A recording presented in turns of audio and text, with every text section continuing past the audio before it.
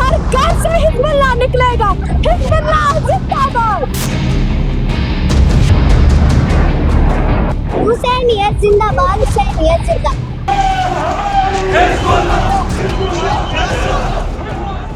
Israel ने अपने सबसे बड़े दुश्मन हसन नसरल्लाह को मार गिराया।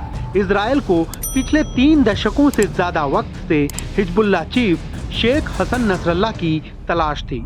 इजरायली खुफिया एजेंसी मोसाद का हाथ कई बार नसरल्लाह की गर्दन तक पहुंचा, लेकिन हर बार वो बचकर निकल जाता था, लेकिन इस बार नहीं बच पाया।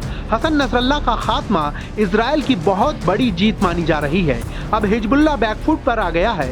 इतना ही नहीं, ईरान ने तो सीधे जंग में उतरने तक की धमकी दे दी है। लेकिन नसरल्लाह की मौत का असर भारत में भी दिख रहा है। यहाँ जम्मू कश्मीर के कुछ इलाकों में नसरल्लाह की मौत पर लोग मातम मना रहे हैं और विरोध प्रदर्शन भी कर रहे हैं। आम लोगों के साथ साथ जम्मू कश्मीर के सियासतदानों ने भी नसरल्लाह की मौत पर दुख जताया है। अब्दुल्ला मुफ्ती समेत कई नेताओं ने जताया दुख। जम्मू कश्मीर के पूर्व मुख्यमंत्री और नेशनल कॉन्फ्रेंस के उपाध्यक्ष उमर अब्दुल्ला ने इजराइल पर निशाना साधा। उन्होंने कहा कि दुनिया के लोगों को इजराइल को रोकना चाहिए। हिंदुस्तान की हुकूमत को उस पर दबाव बनाना चाहिए। जिस तरह 1 साल से जो लगातार हमले हो रहे हैं उसको तुरंत रोकना चाहिए। इजराइल की तरफ से पिछले 1 साल से बमबारी हो रही है, चाहे गाजा हो, चाहे लेबनान हो या कहीं और। बार बार मांग की जा रही है कि ये बंद हो। दुनिया की ताकतों को इजराइल पर दबाव बनाना चाहिए जिससे बेगुनाह ना मारे जाएं।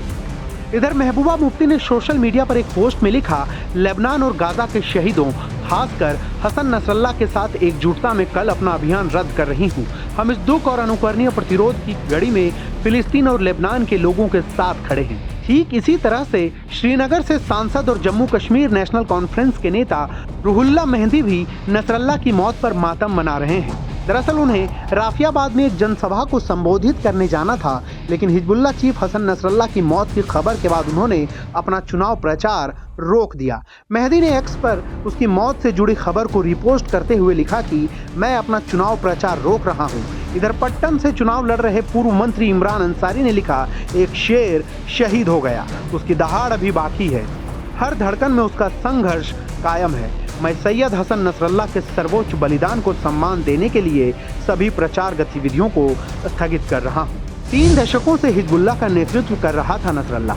बता दें कि हिजबुल्लाह ने अपने नेता और समूह के संस्थापकों में से एक हसन नसरल्लाह के इजरायली हवाई हमलों में मारे जाने की पुष्टि कर दी है। बेरूत में इजरायली हवाई हमलों में नसरल्लाह की मौत हो गई थी। नसरल्लाह ने 3 दशकों से ज्यादा समय तक आतंकवादी समूह का नेतृत्व किया। इजराइल की हिजबुल्लाह के साथ कई सप्ताह तक जारी जंग में नसरल्लाह की मौत को आतंकवादी समूह के लिए सबसे बड़ा झटका माना जा रहा है। इजराइल के चीफ ऑफ स्टाफ ने जारी किया बयान। इजराइल के chief of staff lieutenant general Herzi Halevi ने बयान जारी कर कहा कि नसरल्लाह को निशाना बनाकर शुक्रवार को बेरूत स्थित हिजबुल्लाह के केंद्रीय मुख्यालय पर हमला किया गया था, जहां एक के बाद एक भीषण विस्फोटों में कई ऊंची इमारतें ध्वस्त हो गई और इसमें शेख हसन नसरल्लाह मारा गया।